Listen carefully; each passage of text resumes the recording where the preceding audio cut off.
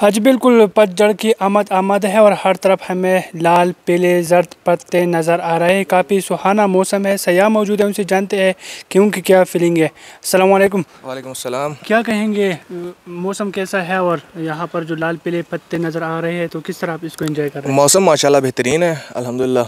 और पतझड़ का मौसम काफ़ी ज़बरदस्त है। पौधे माशाल्लाह फूल बहुत खिल गए हैं। ठीक है, डे टाइम में मौसम थोड़ा सा लाइट हो जाता है, सर्दी कम हो जाती है, रात में थोड़ा सा ज़्यादा सर्द हो जाता है, लेकिन माशाल्लाह बेहतरीन है। और सयाह को क्या पैगाम देंगे कि आए कि नहीं? बेशक आएँ, बहुत ज़बरदस्त मौसम है, आने वाला मौसम है, चक्कर लगाएं, बहुत इन्जॉय करेंगे माशाल्लाह। बहुत शुक्रिया जी, आपने उनकी बातें जानी तो उन्होंने सयाहों को पैगाम भी दिया कि आप यहाँ पर आ सकते हैं। हर तरफ लाल पीले पत्ते भी नज़र आ रहे हैं और पहाड़ों पर बर्फ़ भी पड़ चुकी है, तो काफ़ी सुहाना मौसम है और आपको इसको एंजॉय करना चाहिए।